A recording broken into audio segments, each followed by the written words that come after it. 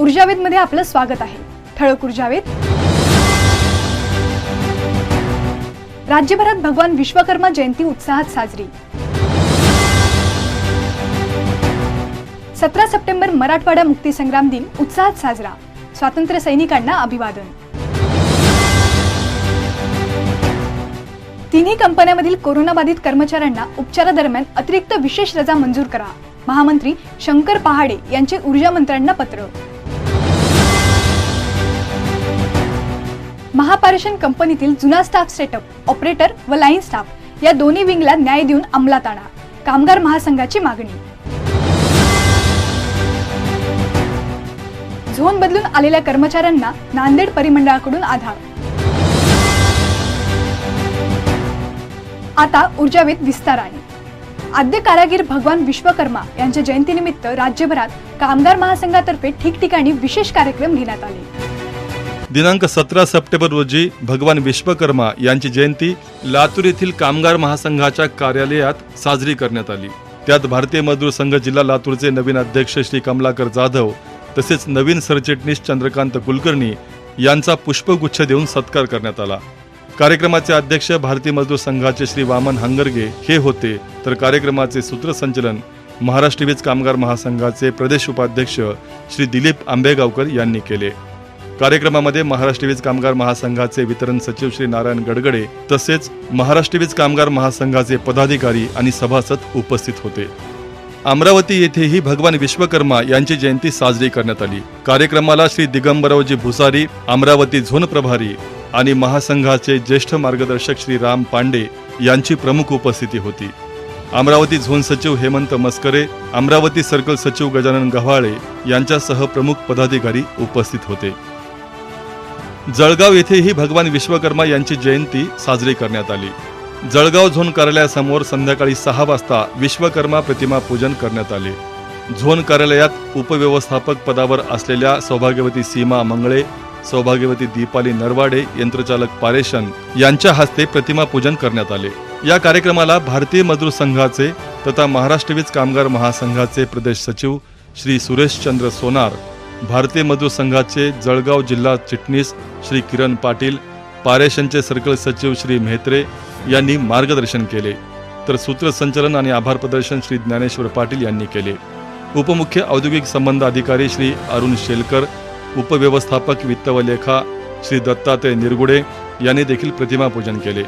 या कार्यक्रमात श्री हरिभाऊ वलकर, रवींद्र चौधरी, श्री कराड, प्रवीण चौधरी, भूपेंद्र चौधरी, अनिल सोनवणे, दीपक कोळी, नितीन पाटील, श्री आमोदकर, कमलेश भोळे, किशोर मराठे, महेंद्र कोळी, कमलेश सोनवणे, अनिल सूर्यवंशी, भागवत सुरळकर, विलास बोंडे, दिनकर भारंबे, नितीन मधुकर पाटील, अजय सिंग पाटील, विक्की पाटील, रामकृष्ण भवर, गिरीधर पाटील, राकेश वंजारी, सुनील पिले, विकास पाटील, भीमराव सपकाळे, अजय लोखंडे, राजेश चौधरी, राजेश आहेर, शरीफ पटेल आणि इतर सभासद कार्यकर्ते मोठ्या संख्येने उपस्थित होते।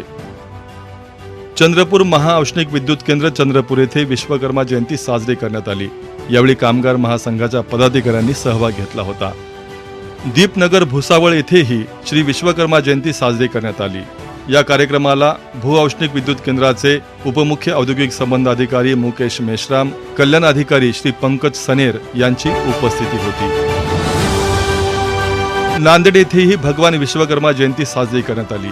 यावेळी संघटना श्रेष्ठी श्रीरंग कदम, झोन सचिव प्रमोद देशमुख, झोन संघटन मंत्री श्याम मंठाळकर, मंडळ सहसचिव व्यंकटेश घाटे, भारतीय मजदूर संघ सदस्य अनिल खामकर, श्री गिरीश डोनगावकर, संजय किंगरी यांची उपस्थिती होती। श्रीरंग कदम यांनी भगवान विश्वकर्मा जयंतीचे महत्त्व समजावून सांगितले। भगवान विश्वकर्मा जयंती नागपूर झोन अंतर्गत उमरेड विभाग 33 उपकेंद्र भिवापूर येथे साजरी करण्यात आली।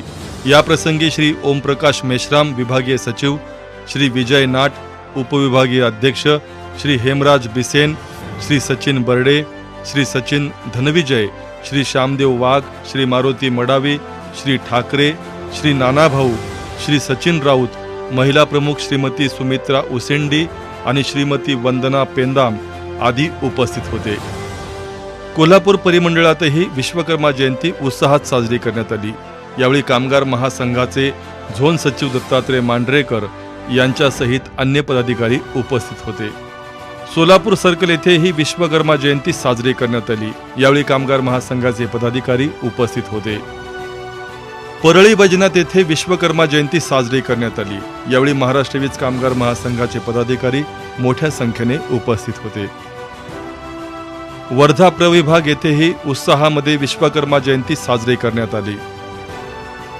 महानिर्मिती कोराडी झोनकडूनही विश्वकर्मा जयंती साजरी करण्यात आली. यावेळी कामगार महासंघाचे पदाधिकारी उपस्थित होते. महाराष्ट्र वीज कामगार महासंघ नागपूर पारेषण झोन अंतर्गत भगवान विश्वकर्मा जयंती साजरी करण्यात आली. यावेळी कामगार महासंघाचे पदाधिकारी उपस्थित होते. 17 सप्टेंबर रोजी सुभाषनगर जुने धुळे कुंभारखूट येथे विश्वकर्मा मंदिरामध्ये भारतीय मजदूर संघाच्या धुळे जिल्हा पदाधिकाऱ्यांमार्फत पुष्पमाला अर्पण करून अभिवादन करण्यात आले. 17 सप्टेंबर म्हणजे मराठवाड्यासाठी स्वातंत्र्याचा दिवस. 17 सप्टेंबर 1948 रोजी मराठवाडा हैदराबाद संस्थानातून मुक्त झाला. पाहूया एक रिपोर्ट. 17 सप्टेंबर हा मराठवाडा मुक्ती संग्राम दिन म्हणून साजरा केला जातो. या निमित्ताने नांदेड परिमंडळ कार्यालयात मुख्य अभियंता दत्तात्रय पडळकर यांच्या हस्ते ध्वजारोहण पार पडले. तर कंधार येथे उपकार्यकारी अभियंता महेश वाघमारे यांच्या हस्ते महावितरण कार्यालयात ध्वजारोहण पार पडले. यावेळी उपविभागातील कर्मचारी मोठ्या संख्येने उपस्थित होते. आता पाहूया मराठवाडा मुक्ती संग्रामाची कथा सांगणाऱ्या रझाकार या सिनेमाची गोष्ट. नमस्कार. मराठवाडा मुक्ती संग्राम दिन म्हणजे 17 सप्टेंबर मराठवाड्यामध्ये सगळीकडे साजरा केला जातो आणि या निमित्तानं सगळ्या शासकीय कार्यालयांमध्ये ध्वजारोहणाचे सुद्धा कार्यक्रम होत असतात. काय आहे मराठवाडा मुक्ती संग्राम दिन? काय होती रझाकार नावाची संघटना? काय होते त्या काळातले अत्याचार? या सगळ्या गोष्टींना हेरून नांदेडच्या भूमिपुत्रांनी म्हणजेच आमचे मित्र राजेश दुर्गे यांनी या विषयावर मराठवाडा मुक्ती संग्रामावर एक सिनेमा लिहिला, तो डिरेक्ट केला आणि 2015 साली तो सगळ्या सिनेमागृहामध्ये दाखवला गेला. तर आपले आजचे पाहुणे आहेत ऊर्जावेदमध्ये येणारे, ते आहेत श्री राजेश दुर्गे, दिग्दर्शक आणि लेखक, रझाकार सिनेमा 2015. सर नमस्कार. नमस्कार. मला पहिला प्रश्न असा विचारायचा आहे की रझाकार एक फार मोठी संघटना होती. म्हणजे हैदराबाद संस्थांमध्ये आपला मराठवाडा होता, काही कर्नाटकाचा भाग होता, अनेक गावं त्या काळामध्ये व्यथित होती आणि संघर्ष करत राहिली आणि त्यांनी सगळ्यांनी मिळून एक मराठवाडा मुक्ती संग्रामाचा लढा उभारला आणि त्यात यश सुद्धा प्राप्त केलं. तर तुम्हाला हा विषय कसा काय सिनेमासाठी भावला, एवढं अगोदर सांगा. सगळ्यात प्रथम ऊर्जावेदच्या सर्व रसिक प्रेक्षकांना माझा नमस्कार. रझाकार हा चित्रपटामागे सगळ्यात मोठं कारण माझे वडील देवीदास गंगाराम दुर्गे हे ह्या मराठवाडा किंवा हैदराबाद मुक्ती संग्रामातले स्वातंत्र्य सैनिक आहेत. त्यामुळे लहानपणापासूनच मी त्यांच्याकडून, आमच्या आजीकडून रझाकारांचे अत्याचार आणि मराठवाड्यातल्या आपल्या लोकांनी त्या विरुद्ध दिलेला लढा याबद्दलच्या गोष्टी ऐकत. ही एक कारण. आणि दुसरं कारण म्हणजे मी अनेक वर्षांपासून नाटक, टीव्ही मालिका आणि चित्रपट ह्या क्षेत्राशी संबंधित आहे. त्यामुळे मला वाटलं की ही गोष्ट जी आहे आपल्या हैदराबाद मुक्ती संग्रामाची गोष्ट रोमहर्षक गोष्ट आहे, रक्तरंजित लढा आहे, तो लोकांना सांगावा म्हणून त्या दृष्टीने मी प्रयत्न केले. नाही, आता हे मराठवाडा मुक्ती संग्राम हा जो लढा आहे ह्याचे खूप मोठे पैलू आहेत, म्हणजे खूप साऱ्या गोष्टी आहेत. ह्या सगळ्या एकत्र करणं, त्याचा सिनेमा लिहिणं, तो बनवणं आणि याच्यासाठी तुम्हाला प्रोड्युसर मिळणं, निर्माता मिळणं, म्हणजे हे खूप मोठे टास्क आहेत म्हणजे सिनेमा क्षेत्रातले. तर तुम्ही ह्याला कसं सामोरं गेला? सर्वात अगोदर मी जेव्हा मला गोष्टीचा एक पैलू सुचला त्यानंतर मी रिसर्च सुरू केला. मग मी अनेक स्वातंत्र्य सैनिकांना भेटलो, माझ्या वडिलांसोबत चर्चा केली, त्या स्वातंत्र्य सैनिकांच्या वेगवेगळ्या आठवणी मी लिहून काढल्या. त्यानंतर अनेक पुस्तकं यावर्षी वाचली. आपले त्यावेळेसचे भारताचे जे सेक्रेटरी जनरल हैदराबादमध्ये होते के.एम. मुन्शी, त्यांचं एंड ऑफ एन एरा, हैदराबादचे शेवटचे लष्करी अधिकारी जनरल अल इद्रुस यांचं 7 गोल्डन लिव्स, नावाचं पुस्तक होतं ते वाचलं. बरेच शेवटचे पंतप्रधान मीर लायक अली यांचं पुस्तक वाचलं. त्यानंतर नरेंद्र चपळगावकरांचं, आनंद भालेरावांची पुस्तक आणि वेगवेगळे खूप पुस्तकं वाचून काढली. आणि त्यातून माझ्या लक्षात आलं की हा इतिहास सांगत असताना अनेक गोष्टी त्याच्यामध्ये आहेत. प्रत्येक गावाचा वेगळा इतिहास आहे.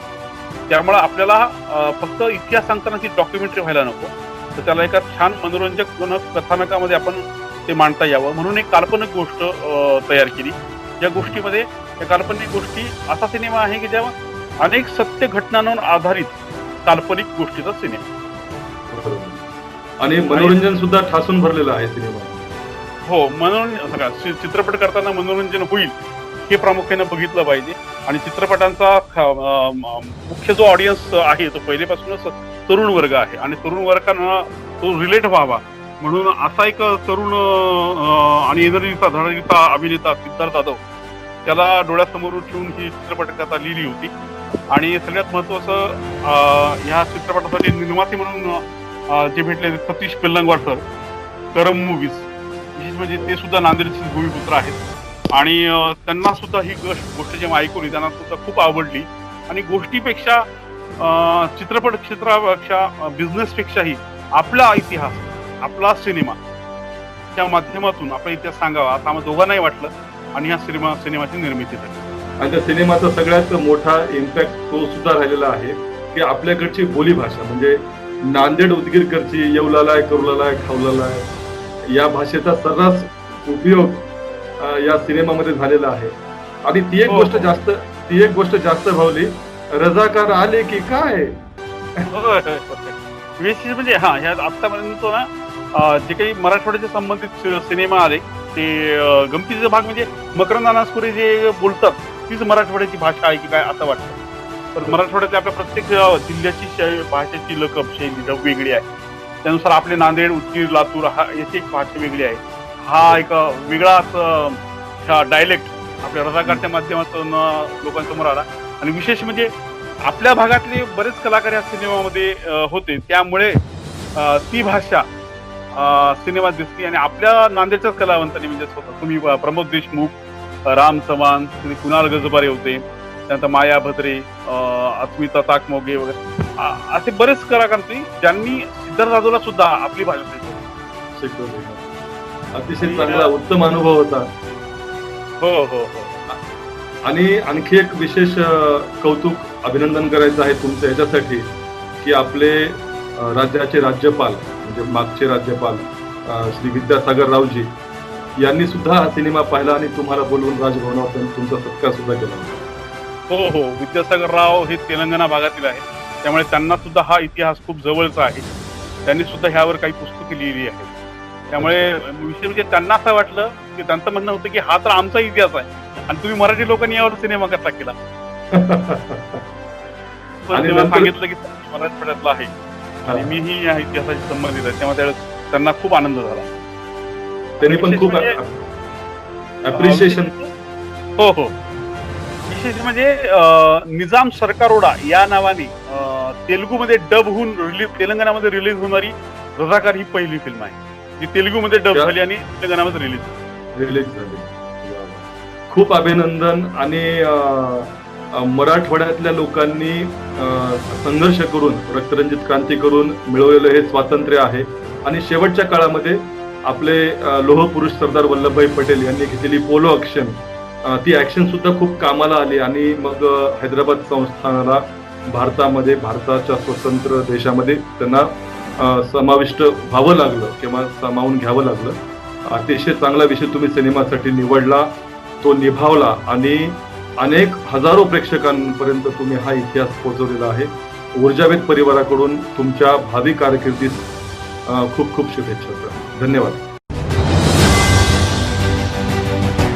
तिन्ही कंपन्यांमधील कोरोनाबाधित कर्मचाऱ्यांना उपचारादरम्यान स्वतःचा सुट्टीचा खर्च करावा लागत आहे.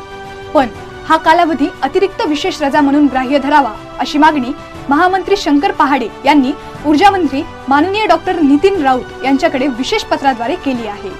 पाहूया एक रिपोर्ट. सद्यस्थितीत कोरोनाचे संक्रमण आपल्या उंचीवर आहे. अशा वेळी महानिर्मिती, महापारेषण आणि महावितरण या तिन्ही कंपन्यांमधील कामगार, अधिकारी, अभियंते या संक्रमणाला बळी पडत आहेत. कोरोना पॉझिटिव्ह झाल्यानंतर उपचारासाठी आणि उपचारानंतर विलगीकरणासाठी लागणाऱ्या कालावधीची रजा कर्मचाऱ्यांना आपल्या खात्यातून खर्च करावी लागत आहे.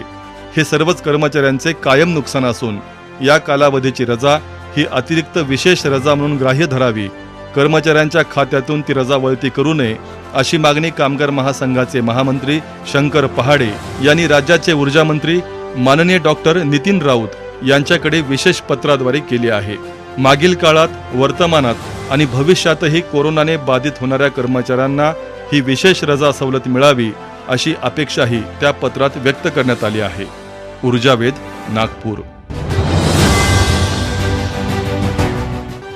महापारेषण कंपनीत स्टाफ सेटअपचे प्रकरण ऑपरेटर व लाईन स्टाफ या दोन्ही विंगला न्याय देऊन अंमलात आणावे अशी मागणी कामगार महासंघाने माननीय अध्यक्ष तथा व्यवस्थापकीय संचालक यांच्याकडे केली आहे. पाहूया रिपोर्ट. महापारेषण कंपनीतील स्टाफ सेटअपचा निर्णय आजही प्रलंबित आहे. त्यामुळे अनेकांचे बढत्यांचे विषयही अधांतरी राहिले आहेत. दिनांक 11 जुलै 2020 रोजी व्हिडिओ कॉन्फरन्स मीटिंगच्या संदर्भाने कामगार महासंघाने ऑपरेटर आणि लाईन स्टाफ विंग यांना योग्य न्याय मिळेल असा प्रस्ताव तयार करून महापारेषणचे अध्यक्ष तथा व्यवस्थापकीय संचालक यांच्याकडे मंजुरीसाठी पाठविला आहे. सदर प्रस्तावात खालीलप्रमाणे विषय विशद करण्यात आले आहेत. परिपत्रक 17 पारित करण्यापूर्वी तांत्रिक पदे 10,514 मंजूर होती. परिपत्रक 17 मध्ये मंजूर पदे 9,568 म्हणजेच 946 पदे कमी करण्यात आल्याचे निदर्शनास येते. ही 946 पदे कमी न करता यापैकी 410 पदे तांत्रिक कर्मचारी श्रेणी 1 मध्ये वाढवावीत. म्हणजे तांत्रिक श्रेणी 1 ची एकूण रिक्त पदे 149 अधिक 410 559 होतील.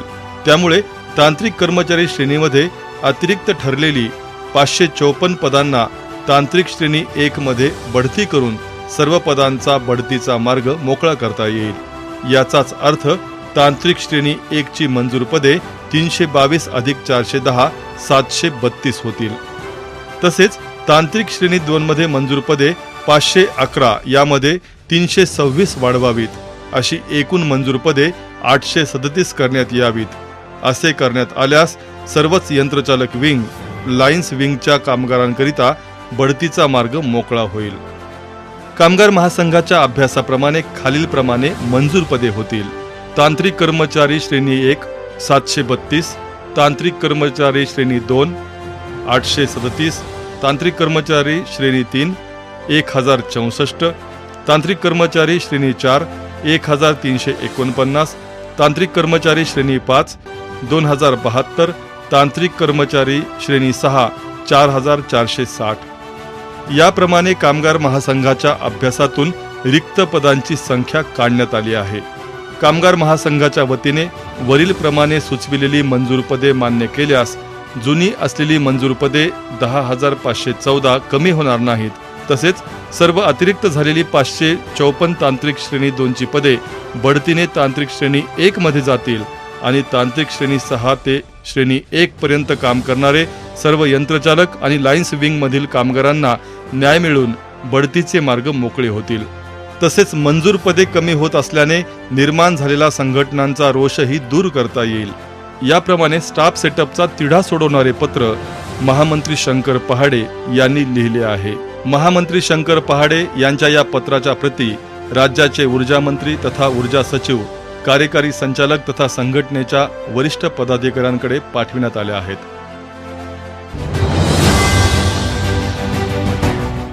बहुप्रतीक्षित बदल्यांना अखेर मुहूर्त मिळाला आणि राज्यभरातील कर्मचाऱ्यांनी बदलीवर आपल्या गावाकडे मोर्चा वळवला.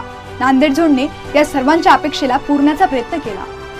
बहुप्रतीक्षित बदल्यांना अखेर मुहूर्त मिळाला आणि मुख्य कार्यालयाने केलेल्या बदल्यांप्रमाणे कर्मचाऱ्यांनी आपला मोर्चा गावाकडे वळवला. नांदेड झोनमध्ये नांदेड, हिंगोली आणि परभणी या 3 सर्कलचा समावेश आहे. नांदेड झोनला प्राप्त झालेल्या कर्मचाऱ्यांचा बॅकलॉग पाहून, रिक्त जागा पाहून पदस्थापना देणे हे फार मोठे दिव्य होते. पण मुख्य अभियंता दत्तात्रय पडळकर यांच्या सकारात्मक धोरणातून आणि सहमहाव्यवस्थापक सुशील पावसकर, वरिष्ठ व्यवस्थापक सुदर्शन कालेवाड यांनी प्रयत्नांची शर्थ करून थेट संबंधित विभागांना पदस्थापना दिल्याने कोरोनाच्या काळात सर्कल ऑफिसमधील कंपनीचा वेळ, कर्मचाऱ्यांची मेहनत आणि संघटनांचे श्रम वाचविले असल्याच्या प्रतिक्रिया व्यक्त होत आहेत. तर नांदेड मंडळांतर्गत बदली इच्छुक तांत्रिक कर्मचाऱ्यांना मात्र झटका बसला आहे. मुख्य कार्यालयाने घातलेली 15% बदल्यांची मर्यादा संपल्याचे कार्यालयाकडून सांगण्यात येत असून अनेक आजारी, सैनिक पत्नी, मुलांच्या शिक्षणासाठी शहराजवळ बदलीची अपेक्षा असणारे कर्मचारी हे मात्र बदलीच्या प्रतीक्षेत आहेत. हा झालेला गुंता सोडविण्यासाठी कामगार महासंघाच्या वरिष्ठ पदाधिकाऱ्यांकडे दाद मागणार असल्याचे सर्कल सचिव जगन्नाथ लेंडेवाड यांनी कळविले आहे. ऊर्जावेध, नांदेड. रमेश कंतेवार, पी.व्ही. पडलवार यांच्या नेतृत्वात देगलूर विभागामध्ये एक प्रवेश सोहळा पार पडला. लाईन स्टाफ असोसिएशनला सोडचिठ्ठी देत श्री विलास वणगिरे तंत्रज्ञ, शंकर बासोड, रोहिणी शेट्टे, बी.एस. आलमवार यांनी कामगार महासंघात प्रवेश केला. यावेळी विभाग सचिव संजय फुलारी, सिद्धरामप्पा कल्याणकर, रमेश सुवर्णकार, श्री पांडुरंग इबिद्दार तसेच श्री गजानन बोयावार सहाय्यक अभियंता यांची प्रमुख उपस्थिती होती. विभाग अध्यक्ष रविराज धनुरे आणि मंडळ सहसचिव अहमद शेख यांचे या कामी मार्गदर्शन लाभल्याचे विभाग सचिव संजय फुलारी यांनी कळवले आहे. ऊर्जावेध, देगलूर. नांदेड ग्रामीण विभागातील कार्यकर्ते कैलास गुमटे यांनी याही आठवड्यात सभासद नोंदणी चालू ठेवली आहे. वैभव शिवाजीराव डेरनासे तंत्रज्ञ लहान शाखा यांचा कामगार महासंघ प्रवेश त्यांनी करून घेतला आहे. श्री वैभव आणि कैलास गुमटे यांचे हार्दिक अभिनंदन. कोरोनासारख्या गंभीर आजारावर मात करून श्री व्यंकटेश घाटे, मंडळ सहसचिव कामगार महासंघ नांदेड यांनी आपली ड्युटी जॉईन केली आहे. ते 33वी उपकेंद्र बरड शेवाळा विभाग भोकर या ठिकाणी रुजू झाले. यावेळी त्यांचे स्वागत प्रशांत नाकाडे यंत्रचालक, श्री जोंधळे, श्री एगवे, श्री शिवराये, श्री पांचाळ, श्री कुमकर तंत्रज्ञ, श्री अनंतवार, श्री दहीभाते यांनी केले आहे. नागपूर पारेषण झोन या ठिकाणी नव्याने रुजू झालेले मुख्य अभियंता श्री वाळके यांचे स्वागत करून त्यांना शुभेच्छा देण्यात आल्या. यावेळी महाराष्ट्र वीज कामगार महासंघाचे उपमहामंत्री श्री एस.एल. दंडारे, झोन सचिव संतोष जाधव आणि इतर पदाधिकारी उपस्थित होते. कामगार महासंघाच्या सदस्या पूनम नंदकुमार सोमवंशी, तंत्रज्ञ, झोन क्रमांक 4 शिवाजीनगर नांदेड यांना अतिरिक्त कार्यकारी अभियंता तुकाराम गोरोबा वडवळे यांनी कोरोना योद्धा सन्मानपत्र बहाल केले आहे. त्यांचा महावितरणचे कोरोना योद्धा म्हणून गौरव केला आहे. पूनम नंदकुमार सोमवंशी यांचे खूप खूप अभिनंदन. महाराष्ट्र वीज कामगार महासंघाचे यवतमाळ जिल्हा प्रसिद्धी प्रमुख चंद्रभान बाभळे यांचा भारतीय जनता पार्टी ढानकी शहरतर्फे कोरोना योद्धा म्हणून सन्मान करण्यात आला. ऊर्जावेध परिवाराकडून श्री चंद्रभान बाभळे यांचे खूप खूप अभिनंदन. महावितरण कंपनीमध्ये कोरोनाचा चांगला शिरकाव झालेला आहे आणि आता अनेक लोक या कोरोनाला बळी पण पडत आहेत. बरे होणाऱ्याची संख्या पण चांगलीच आहे. तर यापैकी कोरोनावर मात केलेले आपले कामगार महासंघाचे कार्यकर्ते, पदाधिकारी श्री श्रीकृष्ण टाकळीकर आज आपल्या सोबत आहेत. नमस्कार टाकळीकर सर. नमस्कार. तुम्हाला कोरोना झाला होता आणि तुम्ही त्याच्यावर मात पण केलेली आहे. तर काय नेमका तो प्रवास होता, काय अडचण होती, जरा सांगाल का? हो सर, नक्कीच सांगू इच्छितो. कारण की सुरुवातीला आमच्या घरामध्ये आमच्या आईला कोरोनाची साथ सुरू झाली, म्हणजे थोडासा ताप वगैरे सुरुवात झाला. पण आम्हाला ती सुरुवातीची लक्षणं आम्हाला लक्षात न आल्यामुळं आम्ही सगळेजण एकत्र सहवासात राहिलो. आई, वडील, दोघे जण बंधू. आम्ही चौघांनी पण काय केलं, आम्ही मुखेडा येथील कोविड सेंटरमध्ये जाऊन आम्ही स्वतःची सगळ्यांची म्हणजे तपासणी करून घेतली. तपासणी केल्यानंतर एक दिवस आम्ही विलगीकरणातच राहिलो. विलगीकरणात राहिल्यानंतर दुसऱ्या दिवशी संध्याकाळी 6:30 वाजता आमचा कोरोना पॉझिटिव्ह रिपोर्ट आला सर्वांचा. मग आल्यानंतर ज्या दिवशी आम्ही कोरोना करिता हॉस्पिटलमध्ये दाखल झालो, मग झाल्यानंतर म्हणजे मला एका गोष्टीचं एवढं नवल वाटलं, माहिती मिळाली, काही कल्पना नाही, पण आश्चर्यचकित झालो की सर्वांच्या सकाळी 6 वाजल्यापासूनच फोन सुरुवात झाली की तुम्हाला कुठल्या बाबतीत जर योग्य सेवा हवी असेल किंवा तुम्हाला जर काही म्हणजे त्रासदायक वाटत असेल किंवा पुढील उपचाराकरता जर मोठ्या शहरामध्ये जाऊ इच्छित असाल तर त्याची व्यवस्था आम्ही करू. याकरता कार्यकारी अभियंता, मानव संसाधन अधिकारी आणि कामगार महासंघाचे सर्व पदाधिकारी यांनी पण भरपूर सहकार्य केलं. तसेच आमच्या देगलूर विभागातीलही सहकाऱ्यांनी सर्वांनी फोन करून विचारपूस केली की बाबा तू काही घाबरू नको, आणि सर्वांनी भरपूर धीर दिला मलाही. अच्छा. आणि अशा रीतीनं आम्ही जवळपास कोविड सेंटरला 7 दिवस पूर्ण केले. त्यानंतर परत घरी येऊन 7 दिवस विलगीकरणात राहिलो. कोविड सेंटरमध्ये तुम्हाला काय ट्रीटमेंट मिळाली तिथे? कशी ट्रीटमेंट? कोविड सेंटरमध्ये सर त्यांनी आम्हाला म्हणजे पॅरासिटामॉल, सिट्रिझिन, ॲझिथ्रोमायसिन अशा प्रकारचे वेगवेगळ्या प्रकारच्या गोळ्या दिल्या की जेणेकरून आम्हाला पुढील त्रास होणार नाही. म्हणजे आमचा तसा ताप वगैरे जो होता तो ऑलरेडी 1-2 दिवसातच कमी झाला होता, पण प्रिकॉशन म्हणून आम्ही कोविड सेंटरमध्ये राहण्याची इच्छा दाखवली सर. टाकळीकरजी तुम्ही कोरोनाबद्दल आणि कोरोनाच्या काळात तुमच्या सोबत जी ट्रीटमेंट झाली किंवा जो काही तुम्ही जशा पद्धतीनं परिस्थिती हाताळली त्याबद्दल माहिती दिली. खूप धन्यवाद. ही माहिती सगळ्यांसाठी प्रेरक असेल, उपयोगाची असेल आणि त्याचा उपयोग नक्कीच सगळे लोक करतील. धन्यवाद. धन्यवाद टाकळीकर. धन्यवाद. आता बातमी उस्मानाबाद सर्कलची. उस्मानाबाद सर्कलमध्ये बदली होऊन आलेले नूतन यंत्रचालक आणि तंत्रज्ञ यांनी महाराष्ट्र वीज कामगार महासंघामध्ये प्रवेश केला आहे. कामगार महासंघाचे उस्मानाबाद सर्कल अध्यक्ष श्री NK बडे आणि सर्कल सचिव प्रवीण रत्नपारखी यांनी त्यांचे स्वागत केले. यावेळी दोन्ही विभागाचे सचिव, अध्यक्ष हे जातीने उपस्थित होते. प्रवेश केलेल्या कर्मचाऱ्यांमध्ये तुळशीराम हाके, रणजित चव्हाण, अमोल खराडे, जगदीश कुलकर्णी, नितीन कांबळे, आसिफ सय्यद, गणेश लोहार, रोहित उपळे, सचिन डोंगरे, गोरखनाथ चव्हाण, राहुल लांडगे, अनिल कोल्हे यांचा समावेश आहे. ऊर्जावेद परिवाराकडून या सर्व प्रवेशकर्त्यांचे हार्दिक अभिनंदन.